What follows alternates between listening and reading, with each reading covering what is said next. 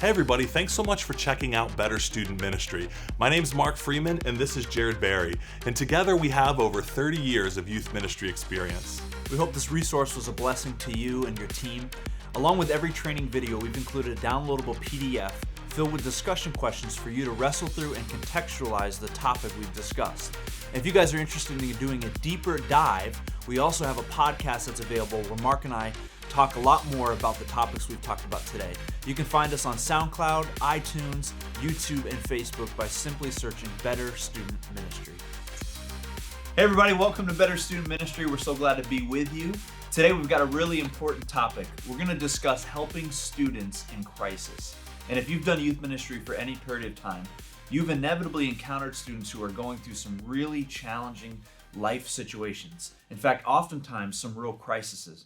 We want to walk you through some steps, some things that we've learned that have been helpful for us in how to help those students who are in the midst of a crisis. So two things. The first, which we want to talk about identifying the crisis. Now, Mark, I know you've spent a lot of time thinking about this. You've done some different breakout talks at different youth conferences about this. It's something you've lived in your years of youth ministry. Yeah. So dive in with us a little bit about this first idea of identifying the crisis. Yeah. Were you saying that my ministry was crisis? Is that what you're... That's what I've heard. Yeah, well, okay. Most. Well, both may be true, however you want to identify that. I think one of the important things to start with is giving a definition to what is crisis, right? Like in the life of a teenager, lots of things are crisis in their life. But as the healthy adults in the youth ministry, we want to identify, okay, what are we talking about crisis here? Yes, breaking up with their boyfriend can lead to crisis in a student's life. But what we're talking about here, when we're talking about crisis, is like, there's just kind of two main categories when it comes to crisis. It's those that feel helpless and those that feel hopeless. And there can be any number of things that trigger those feelings, and that's where we'll get into talking about, okay, what is our role? What action steps do we take to identify what do we have here? Is this a very sad situation that they're dealing with? Is this a season of frustration at home that they're dealing with? Or is this something that we really need to refer to additional medical help? Is this something that needs to be passed on to someone else? And so I believe one of the first roles that we have as healthy adult leaders in ministry is we kind of function as triage nurse. We take a look at the situation, and the first thing that a triage nurse does is get as much information as possible. If you've ever gone to the hospital before, emergency room, which you have because you seem very frail, you have to see the nurse first, right? And the triage nurse that gets all the information, because then they're going to hand it off to whoever's going to help you with whatever the problem is. And that's the same role that we have as youth leaders is get as much information as possible. So we're trying to determine, is this a helpless and a hopeless situation? Helpless means they see no way of changing their situation. I don't understand. I've got no way out of this situation. And hopeless, which is even more dangerous than helpless, is they've just resigned themselves to the fact that it's not ever going to get any better.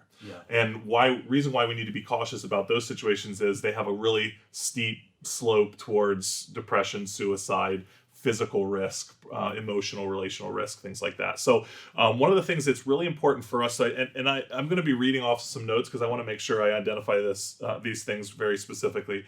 It's important to realize that triaging is not just going on a hunch. Right? Like, I suspect that this kid's acting differently. They're acting weirder than usual. Right. In fact, the statistics that I've seen is most parents know 2 years.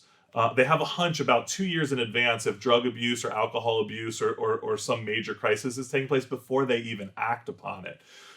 Which is scary to think about. Like, they kind of observe it for a while. So if a parent comes to you and is like, hey, I've got an idea, there seems to be something different, we can take that pretty seriously because chances are it's been something that's a part of their life for a while. But we're not basing on hunches here. We want to get information. And so we want to ask the who, what, when, where, why questions and how questions. So help, as you're talking to the student, help me understand, okay, what's going on? What is it that you need to share with me? How does this make you feel? Who is involved? Who's the people involved in the situation? Where did it take place? Why do you think they did that? Or why do you think things are the way that they are? We're asking questions related to emotion and feeling. We're asking questions related related to motivation of situations, because we want to kind of get as big and clear a picture as possible so that we can then say, okay, here is all the information, the buffet of information. Now the triage nurse says, let's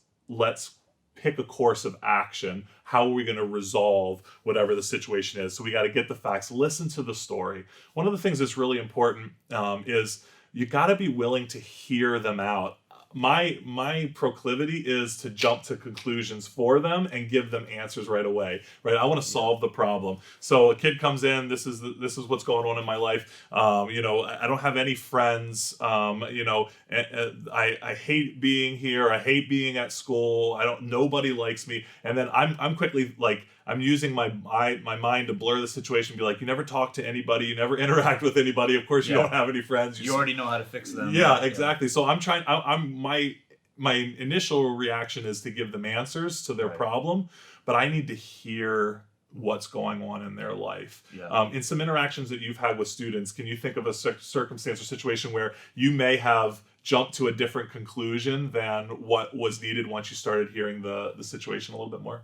Yeah, I think for me, one of the biggest things that has happened is I tend to assume something may be an external threat versus an internal threat. And I think this is important when doing triage and assessing, identifying the crisis is this an internal threat? And what I mean by internal is it's within them. Maybe it's a strong emotion, maybe it's depression, it's anxiety. An external threat is they're in an unsafe situation. Yeah. There's somebody that is potentially harming them or could potentially harm them. Those are very different situations. And sometimes I've made the mistake of when they come to me and are like, I'm so upset, or I'm frustrated, or I'm seeing things. My assumption is they're in an unsafe situation. It's a problem at home, blah, blah, blah.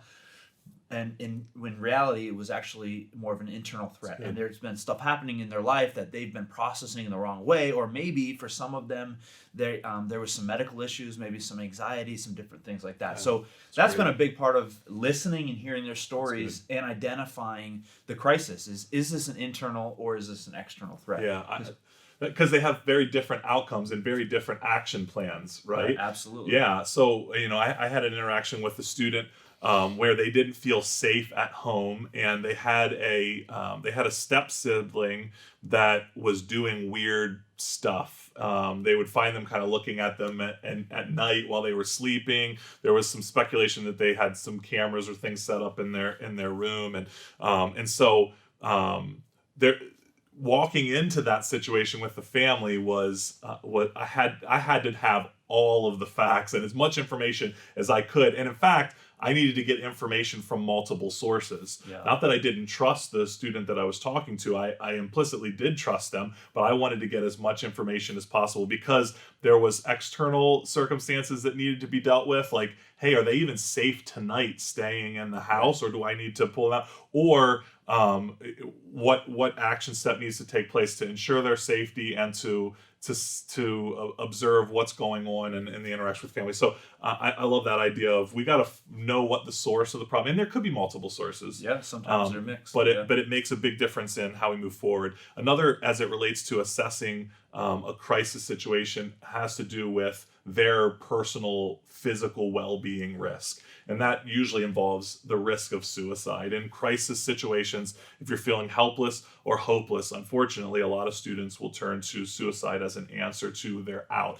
If this is never going to change any longer, if I have no way of changing it, I just want to get out of the situation. Right. Now, obviously, we know it's not a clear way of thinking, but it is a legitimate way that people think, not just teenagers, but adults and children, unfortunately, as well. And so when you're assessing the level of risk that we use, there's an acronym that's used called SLAP in each of the letters. That's what an acronym does, you know that. So first is the S for SLAP is the specific details. When you're assessing the severity of a potential suicide situation, is the more detailed the plan is, the more we need to take the situation. Not that we don't take any suicide situation seriously, but the more specific the plan, we know the more it's been thought through, the more likely it is to happen. So if they're just like, I just want to kill myself, and they don't really know if it's, if I'm going to jump in front of a car, or if I'm going to use medication, or if I'm going to drink myself, like if it's still open, it's a serious risk, but not as serious as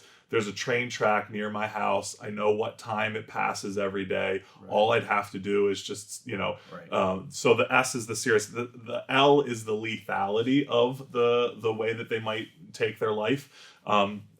Sadly, there are different levels of lethality. Are they going to shoot themselves? Pretty lethal. Now, obviously, you can survive a gunshot, but versus I'm going to take all the Advil in my house or whatever medication I can find. Both are lethal, but one is much more severe than the other. Right. We need to be aware of the lethality of the situation. A is their availability, their access to whatever it is. If they don't have a gun in the house and their plan is to shoot themselves, yes, it's a serious situation, but it's not as serious because it takes time and they need to have some connections to pull that together. And then the P for SLAP is the proximity to help. Are there people in their life that can actually help them? And there are sadly some situations I've had with students where family is such a lousy situation. Right. You can't count on any of them to help. They don't have friends speaking into their life right now. And so if their proximity to help other than you is pretty minuscule, then it's also a much higher risk. So the idea with the SLAP acronym is the more of the letters that you're checking, the more severe and serious the risk, and therefore it needs to change how you deal with it. This brings us a good segue into our second point, which is the idea of what's our role in crisis, And as crisis escalate, the more severe they get, our roles can change. And so Mark, talk with us a little bit about how do we figure out what our role is in the particular crisis that we're dealing with? Yeah, I think one of the things that is important for you to remember is we are not the medical professional. Now, you may be a medical professional, and if you are, then you probably have access to some information and ability to walk through a student very differently. But typically, the adult youth leader is not the psychologist, the counselor. You may have taken some classes on those things, but I think it's really important to understand if it's not your occupation to do those things, you still have a significant role. But it's not on you necessarily to solve all those problems, but it is on you to help them find a course of action. So one of the things that I run into a lot is issues with confidentiality. So yes, there is patient-client confidentiality as it relates to legal stuff, as it relates to medical stuff, but I'm not a medical professional, I'm not a legal professional. So when a student comes to me and says, I need to tell you something, but you can't tell anyone, it, of course, immediately puts up red flags in my head. And it's important for me then at that point to establish that relationship with that student. I'll say to them, hey, thank you so much for being willing to trust me to bring me this sensitive information. Obviously, if you don't want me to share it with anybody, it's pretty sensitive information. Would you also trust me enough to know, hey, if we do need to share this with somebody, we'll do it together. We'll go together. We'll figure out what the plan is. I'm not going to abandon you in this. Right. But if you trust me enough to share this information with me, trust me enough that we'll take this information seriously and do what we need to in the circumstance to make sure you're healthy, to make sure that you're safe. So I never promise full confidentiality. Yeah, I think in reality, our attempt to build a relationship with the student and to hear what they have to say can cause us to say things that are not true, which is, I won't say anything. Because the reality is legally, if they say certain things like I'm being abused or I'm going to commit suicide, or there are things that they could say that legally you have to report. So you're setting yourself up for failure if you forget what your role is in that moment. It's not to be a best friend. It's to be a spiritual leader in their life. And to know where your boundaries lie, and depending on what the crisis is, knowing where to steer them and where to point them to where they can ultimately get the help that they most need. And that's why who you are sometimes is more important than what you know, right? You're the consistent, loving, caring adult. Hopefully, if they're coming to you with this crisis, or even if you're observing it and you're going to them like, hey, let's talk. It seems like you're hurting right now. Be emotionally available. That doesn't mean just be present. It means be willing to pace with them, be willing to absorb whatever's going on, and you got to be in it for the long haul if you're going to be emotionally available with students. But that doesn't mean that what you know isn't also important. So it's important to keep training. Read books on hurting teens, on crisis situations, on intervention, on suicide. Educate yourself so that you can be the most helpful to the student. Yeah. And one final thought I would say is our goal is always to come alongside the family unit, come alongside parents. Yeah. And so we want to not get in the way of the relationship of students and parents, which oftentimes happens, but we actually want to push students towards their parents, help empower and equip their parents, if they have good, healthy parents in their lives, to pour in and to deal with a crisis. So we want to work really hard to come alongside families, to come alongside parents, and help them walk their kids through the crisis that they're in. And a rule of thumb for me, and this is what I would tell my youth leaders, and some of them didn't have kids, so it didn't apply, is when I'm determining whether or not I should say something, number one, if you're a youth leader, I would say always come and talk to me as a youth pastor. Yeah. If you don't know whether you should say something, err on the side of saying something. Yeah. But for me as a youth pastor, my rule of thumb was, if I was the parent and this was my kid, would I want their youth pastor to come and say it to me? And so I think you're safe going that route. Yeah. And ultimately, we want our kids to be healthy, our students to be healthy. So, hey, I want to encourage you guys as you're wrestling through this really tough topic, helping students in crisis, to keep reading, keep learning, keep growing.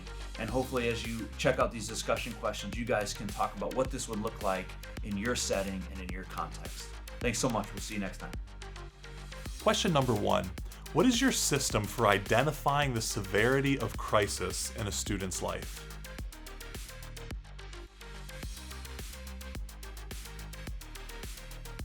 Question number 2. What is your communication plan or policies related to students that are in crisis?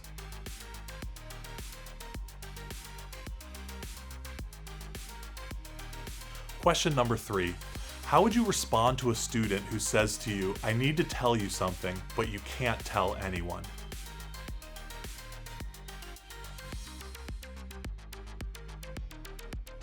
Question number 4. What can you do to better prepare yourself to pace with students that are in crisis?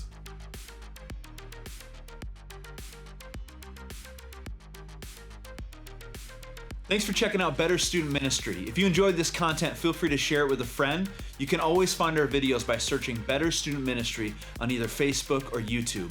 And if you want to dive deeper into the content we discussed today, we've got a podcast available for you on both SoundCloud and iTunes, or on our YouTube channel. Please like, subscribe, share it with people who are around you. We hope it's been a blessing to you. If you've got questions or content you'd love us to discuss, feel free to email us at betterstudentministry@gmail.com.